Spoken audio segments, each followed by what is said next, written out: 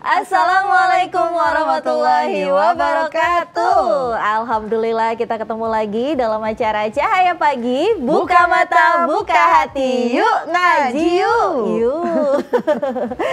Ini Teh senang banget ya Teh kita ketemu lagi. Teh gimana kabarnya? Alhamdulillah sudah membaik, suaranya udah agak mulai muncul. Iya, alhamdulillah. Ini juga kita doakan semoga pemirsa yang ada di rumah ini tetap sehat, tetap bahagia. Yang paling penting adalah selalu dalam rahmat Allah Subhanahu wa taala. Teh, hari ini gimana kalau kita ngebahas tentang fenomena ibadah di masyarakat? Jadi gini Teh, kan kalau di dalam Al-Quran itu dijelaskan bahwa sholat itu mencegah kita dari perbuatan buruk dan juga mungkar. Tapi gini Teh, nggak jarang seorang muslim sudah beribadah, sudah sholat, maksiatnya juga jalan. STMJ. Iya itu dia. Kita tahu juga singkatan itu. Bukan susu telur ya bukan? Bukan. Jadi STMJ, sholat terus, maksiat jalan. Kan kalau kayak gitu kesannya gini Teh. Berarti dia ibadahnya, perilaku dia yang punya pahala juga beriringan nih dengan kelakuan dia yang punya dosa. Nah kalau kayak gitu Teh, ini gimana? Berarti sebenarnya pahala sama dosanya impas dong Teh? Atau seperti apa? Masya Allah, bismillah, alhamdulillah, wassalatu wassalamu ala rasulillah. Wa ba'da tahiyyah, qala ta'ala fi ayatihil karimah, a'udhu billahi minasyaitonir rajim. Bismillahirrahmanirrahim. Utlu ma uhiya ilaika minal kitabi wa aqimis salat. Inna salata tanha 'anil fahsya'i wal munkar wa li dzikrillahi akbar wallahu ya'lamu ma tasna'un. Al-Baidawi dalam tafsirnya menjelaskan inna salata tanha 'anil fahsya'i wal munkar. Salat itu akan menjadi faktor untuk menghentikan maksiat. Ketika dia disibukkan dengan ibadah sholatnya atau disibukkan dengan ibadah yang lain, maka itu semua dapat mewariskan kepada dirinya perasaan takut kepada Allah Subhanahu wa ta'ala. Ibnu Katsir juga menjelaskan sesungguhnya sholat mencakup dua hal. Apa tuh yang pertama Karyani? Meninggalkan berbagai kekejian dan kemunkaran. Yang kedua menjaga sholat, artinya dapat membawa sikap untuk kita meninggalkan hal yang keji lagi, munkar. Bahkan di dalam hadis sahih dikatakan man lam tanhahu sholatuh, barang siapa yang sholatnya tidak mencegahnya dari perbuatan keji dan munkar, fala sholata lahu, maka tidak akan menambahkannya dari Allah melainkan semakin jauh daripada Allah Subhanahu wa ta'ala. Lalu tadi ada pertanyaan dari Kareni, kalau begitu pahala sholatnya kemana? Impas dengan ama dosanya. Pemirsa Cahaya Pagi yang dirahmati Allah, menurut sebuah riwayat, maksiat yang ia lakukan membuat pahala sholatnya sia-sia. Berdasarkan sabda Rasulullah SAW, sungguh aku dapat mengetahui banyak kaum dari umatku yang akan datang pada hari kiamat dengan kebaikan-kebaikan yang besar seperti gunung, namun Allah Azza wa Jalla menjadikannya bagaikan debu yang berterbangan. Gak ada apa-apanya itu amalan segede gunung. Sahabat bertanya, ya Rasul, jelaskan kepada kami siapa mereka agar kami tidak menjadi bagian daripada mereka. Rasul bilang sesungguhnya mereka adalah saudara-saudara kalian dari jenis kalian yaitu manusia. Mereka melakukan sholat malam seperti yang kalian lakukan. Namun mereka adalah orang yang di saat berada dalam kesendirian mereka melanggar batasan-batasan yang diharamkan Allah Subhanahu wa ta'ala. Artinya ia bermaksiat kepada Allah. Nah, terkait hadis ini, sebagian ulama menjelaskan jikalau seseorang melakukan sholat, kemudian melakukan maksiat, maka maksiatnya membuat pahala sholatnya itu hilang. Namun juga ada sebagian ulama yang mengatakan bahwa hadis ini ditunjukkan kepada orang-orang yang munafik, ya, karena mereka senantiasa menampakkan kebaikan dan menyembunyikan kekufuran dan senantiasa bermaksiat kepada Allah.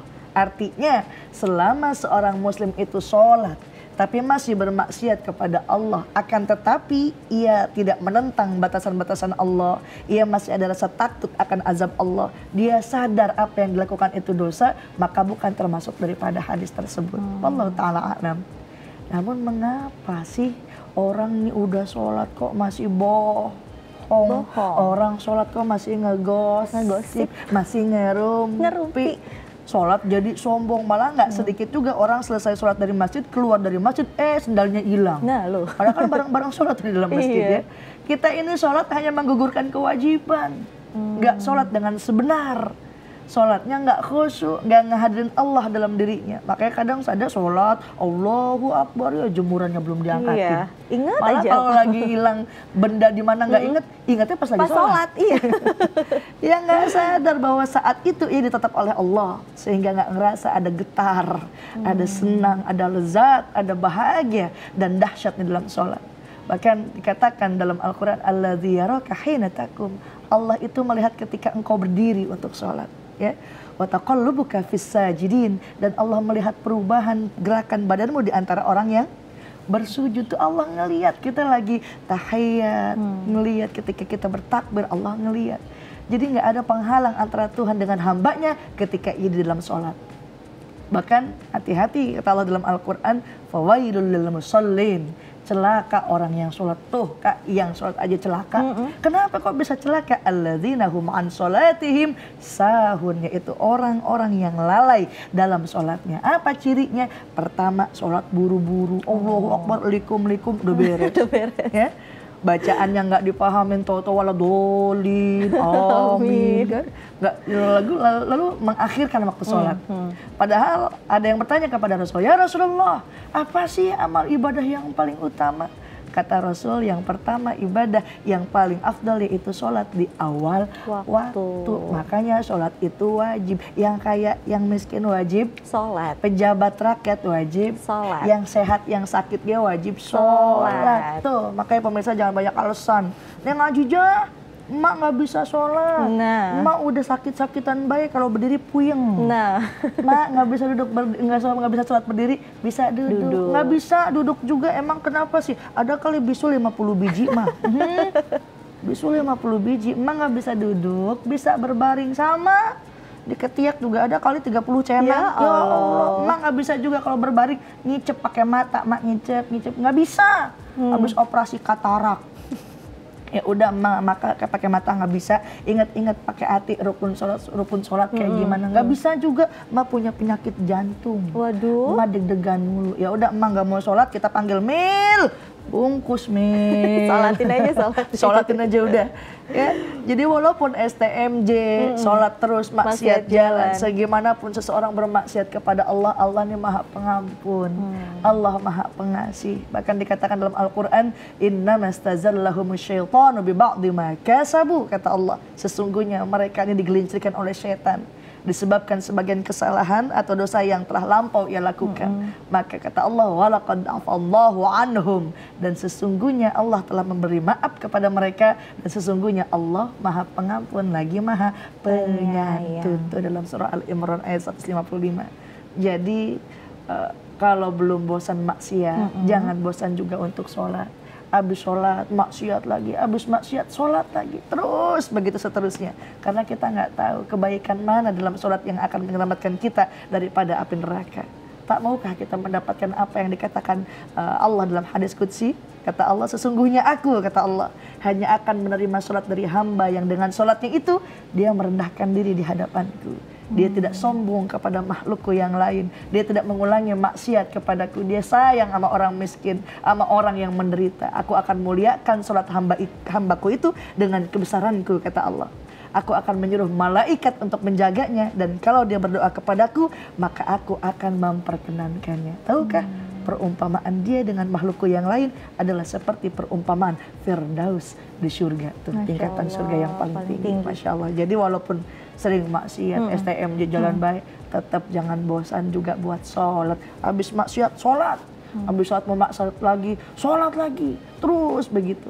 Mudah-mudahan dengan sholat itu Allah berikan hidayah agar kita lebih taqarrub, lebih dekat kepada Allah Subhanahu wa ta'ala. Wallahu ta'ala a'lam. Masya Allah. Nah, bicara tentang sholat terus maksiat jalan, ini juga ada Teh pemirsa yang ada di rumah yang mau bertanya secara langsung. Kita sapa dulu ya Teh ya. Baik. Apakah saya sudah terhubung?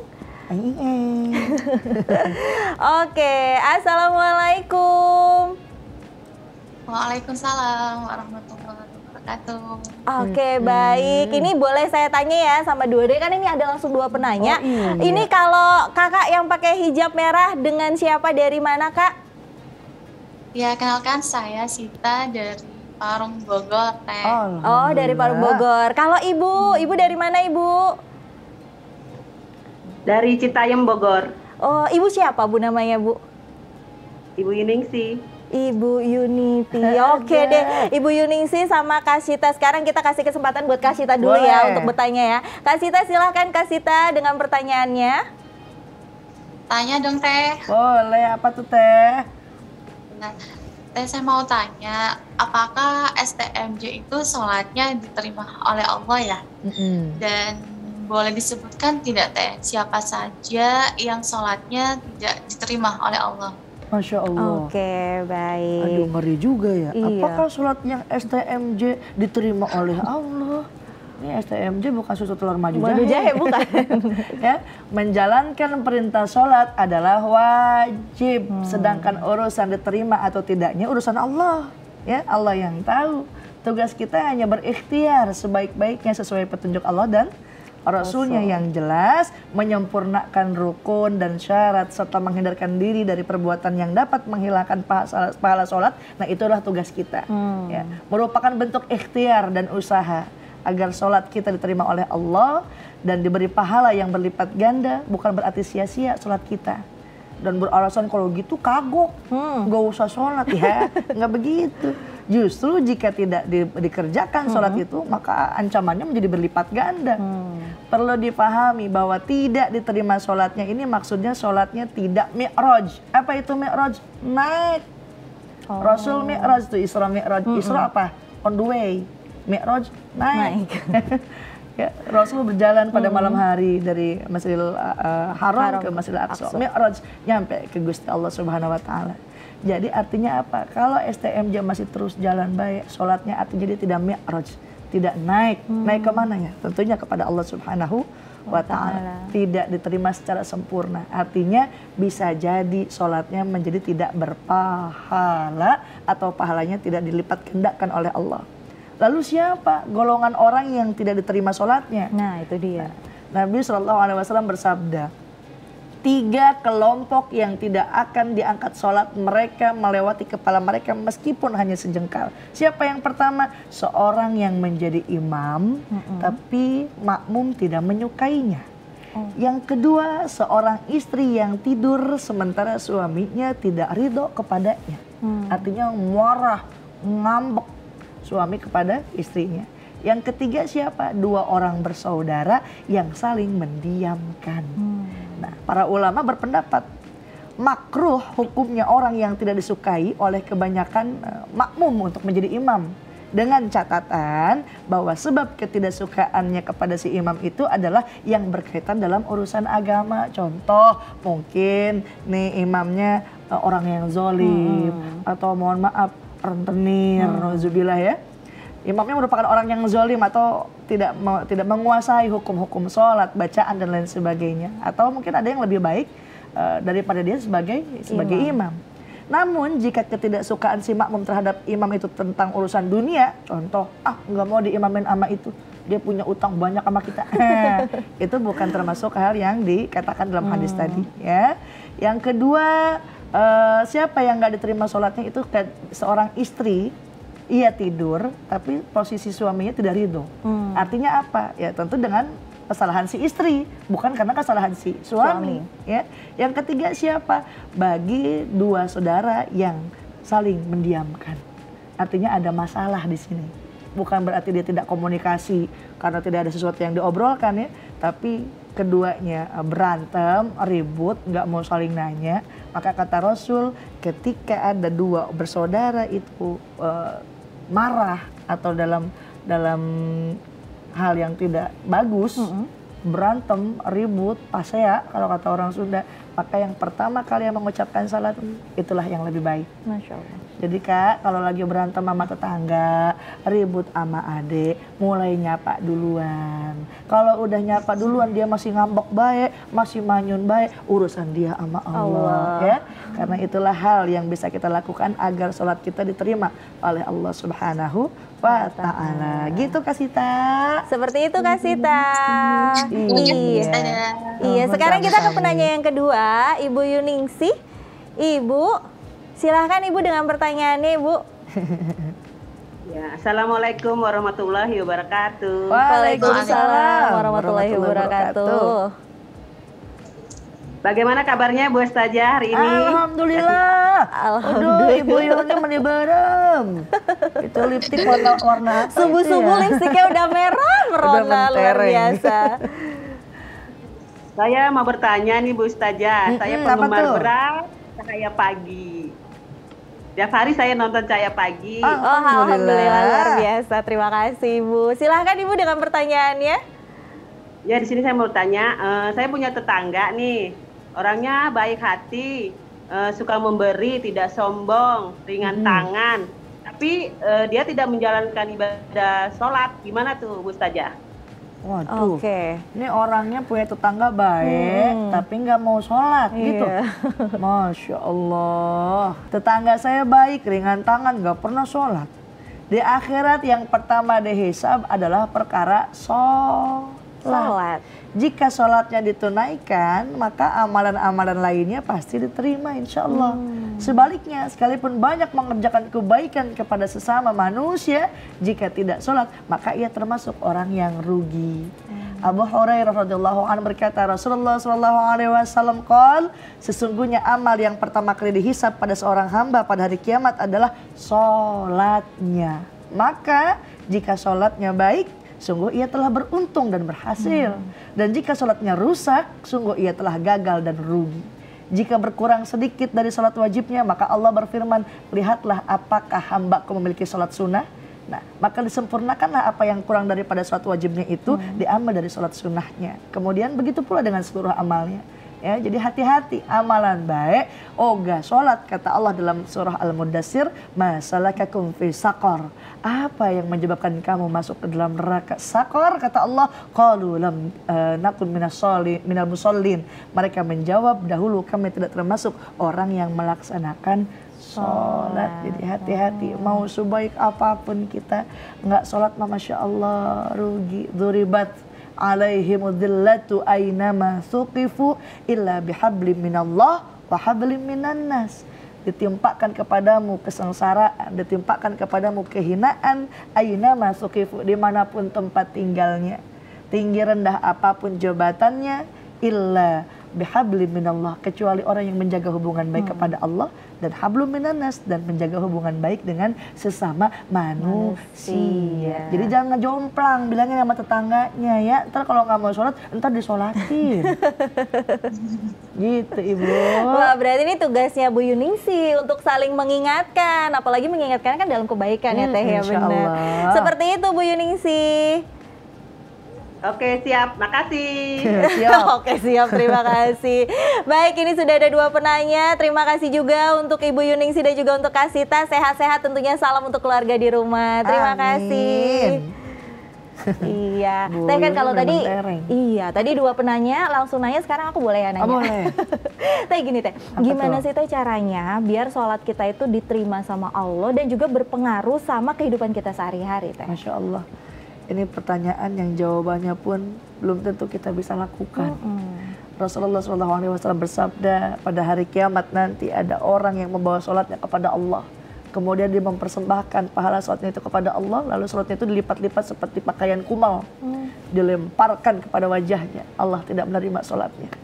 Banyak sekali orang yang sholat, dan sholatnya itu akan dibantingkan ke wajahnya, ditolak oleh Allah. Bahkan ada yang celaka dengan sholatnya. Nah, orang-orang yang sholat saja masih bisa celaka, apalagi ini orang yang nggak mau sholat. Lalu apa sih tanda-tanda sholat yang diterima oleh Allah? Nah, pertama, merendah diri. Para ulama menjelaskan kalau kita sudah berdiri di atas sejadah, sudah mengangkat tangan untuk takbir, ketahuilah bahwa kita sudah meninggalkan dunia ini. Udah ditinggalin di Jakarta, udah ditinggalin di Kerawang, mana lagi tuh Cijantung, belah mana lagi tuh. Kita udah mi'raj, udah naik menghadap kepada Allah Subhanahu wa Ta'ala. Seperti Rasulullah SAW, kita sudah berada di Sidratul Muntaha. Ya. Pada suatu hari orang melihat Ali Zainal Abidin sedang berwudu, habis wudu wajahnya jadi pucat pasi Kak. Ditanya sama temannya, kenapa? Kok jadi pucat pasir? Atau kalau habis wudhu kan jadi seger. Apa beliau katakan? Tidaklah engkau mengetahui dia di hadapan siapa sebentar lagi aku akan berdiri. Ketika ia berwudu, Ali Zainal Abidin itu menyadari sebentar lagi ia akan berdiri di hadapan Rabbul Alamin. Penguasa alam semesta ini. Karena itu pada waktu wudunya saja beliau sudah gemetar, sudah ketakutan. Karena sebentar lagi akan menghadap Allah Subhanahu wa Ta'ala. Yang kedua, tanda kedua orang yang sholatnya diterima oleh Allah adalah orang yang menahan nafsu. Orang yang diterima sholatnya oleh Allah mampu mengendalikan hawa nafsu. Rasul bersabda, pada hari kiamat nanti ada orang yang diistimewakan oleh Allah, dilindungi khusus. Bukan pakai pas pampres, bukan pakai satpol PP lagi.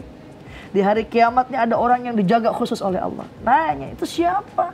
Ternyata salah satunya adalah orang yang diajak kencan oleh seorang wanita cantik lagi kaya, tapi ia menolaknya dan mengatakan, aku takut kepada Allah. Masya Allah. Jadi orang yang diterima sholatnya itu adalah orang yang bisa menahan hawa nafsunya.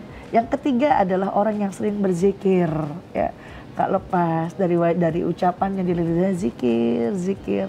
Yang keempat, orang yang peduli pada sesama, suka berbagi, suka berderma makanan kepada orang yang lapar, memberikan pakaian kepada orang yang membutuhkan, ya. Dia menyayangi orang yang terkena musibah.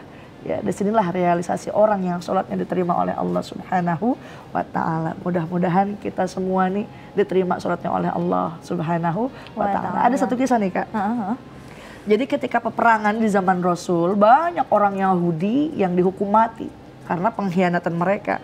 Nah, ketika ada satu tawanan orang Yahudi ini mau dihukum mati, tiba-tiba malaikat Jibril datang kepada Rasulullah SAW ngasih tahu supaya orang Yahudi itu enggak dipenggal, enggak dihukum mati, dibebasin. Diberitahukan kepada orang Yahudi yang satu ini nih, yang memang baik ternyata. Kenapa dibebasin? Ternyata Rasulullah bilang, Allah baru saja memberitahukan kepadaku bahwa kamu suka membantu orang miskin. Kamu suka menjamu tamu dan suka memikul beban orang lain.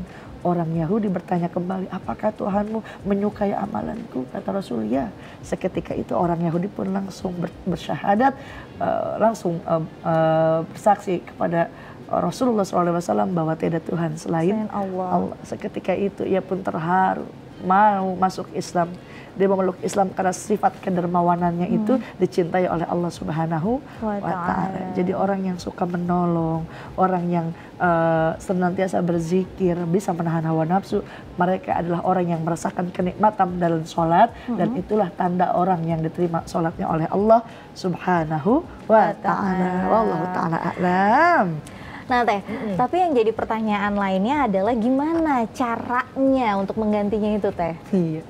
Sepakat Ibnu Qayyim al-Jauzi dalam kitab fikih sholat mengatakan 4 imam mazhab, Imam Hanafi, Syafi'i, Imam Malik, Imam Hambali, kalau kita lalai mengerjakan sholat ya wajib diqadha, wajib diganti. Tapi gimana caranya?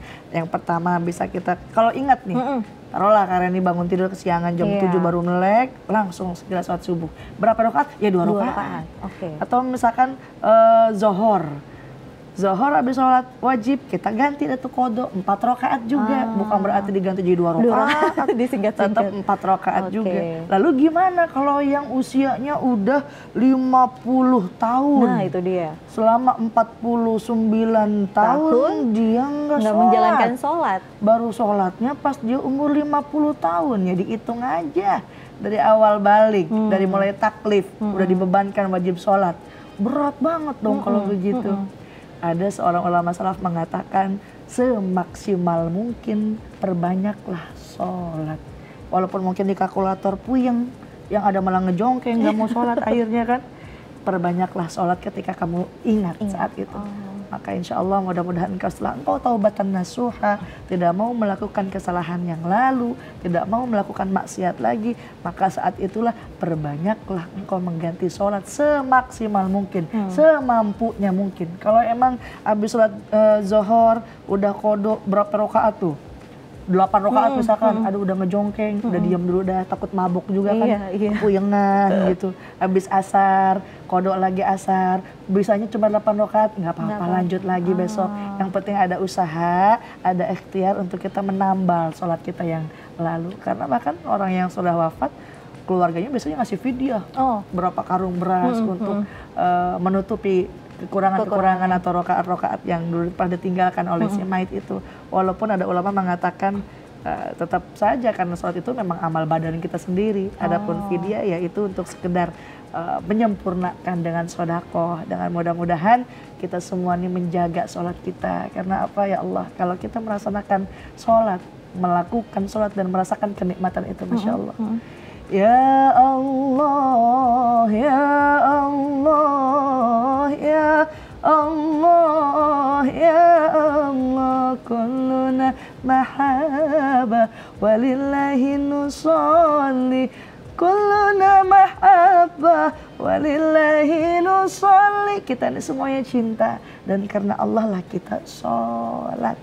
Kita sholat dengan sebenar, bukan hanya menggugurkan kewajiban, maka insya Allah sholat kita diterima oleh Allah Subhanahu wa ta'ala. Wallahu ta'ala a'lam. Masya Allah, ini kembali lagi nih jadi diingatkan sama Teteh, semoga juga pemirsa yang ada di rumah ya Teh ya. Jadi kalau saya mikirnya mumpung saya masih sehat, mumpung saya masih kuat, ya udah yuk kita perbanyak ibadah, terutama ibadah sholat, insya Allah diterima sama Allah. Jadi nggak ada lagi istilah STMJ, biarlah STMJ hanya susu, telur, madu, jahe. Bukan sholat terus, maksiat jalan. Nggak ada lagi kayak gitu. Tanpa terasa kita sudah ada di penghujung acara. Terima kasih bagi pemirsa Cahaya Pagi yang ada di rumah yang sudah menyaksikan Cahaya Pagi pada hari ini.